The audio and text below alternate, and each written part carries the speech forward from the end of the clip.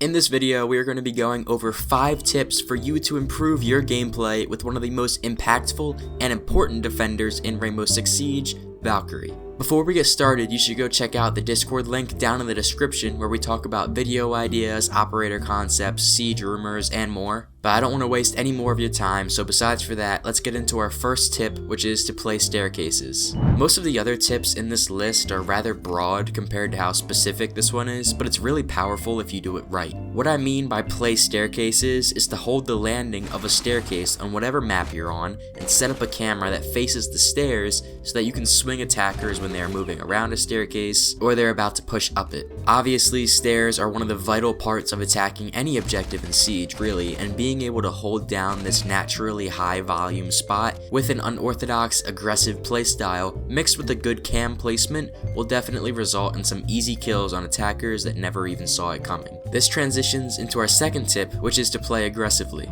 There's not many times when I condone being aggressive in Rainbow Six Siege, but playing Valk is certainly one of them. She's one of the few operators that you can afford to be aggressive with, and I'm not saying you should be sacrificing your life every round and just dying for no good reason, but if you die, your value has already been brought to the team, as long as you placed your cams down before dying, of course. Additionally, you are still effective after dying because you can be a designated call-out guy and just sit on your black eyes for the round and help out your teammates. Like I said, it's not ideal to die, but Valkyrie's value is that she can be effective even without surviving an entire round, as opposed to Warden mains who are off the perk 24/7 and either have a 2.4 KD or 0.7 KD. Normally there's no in between. Our third tip is that you need to master every corner, barricade, soft wall, soft ceiling, etc. of every single map and have every single call out memorized as well. To be a really effective Valk, you gotta have super extensive map knowledge. This is so that you can have your cams placed in spots that you know attackers typically will gravitate towards,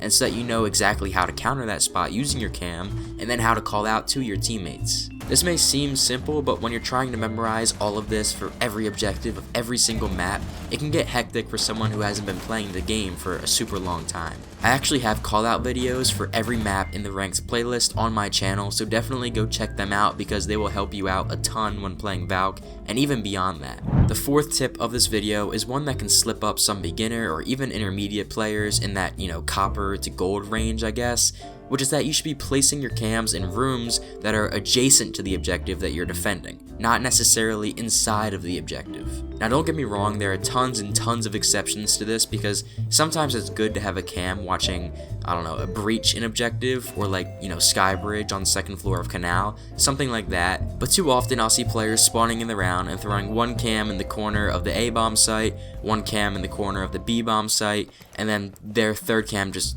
goes God knows where. Basically, the way attack works in Siege is that attackers will hold down a room that is next to objective so that they can work their way eventually into the site. A strong example of this is Trophy Room on Oregon. Place a cam up here to give callouts to your teammates or even flank the attackers because they'll often think that they're safe in the adjacent room, so that just makes it that much more effective, The fifth and final tip is that vertical is key when playing Valk. You have that nitro cell for a reason, so why wouldn't you want a free kill involving no gunfights, no risk, This actually ties back in with knowing every single map and every single nook and cranny. An example of this is placing a nitro cell when defending second floor CEO on Bank. I'll typically place a cam right in this printer here and then wait for when someone hops into the barricade in stock, which there is almost always someone that does this every round, and then blow it up for 1 or even 2 kills sometimes if you're lucky. There's so many examples of this, but that could be a whole separate video, so just remember to use that vertical gameplay because it's one of the best and simplest ways to get kills and win rounds in Siege.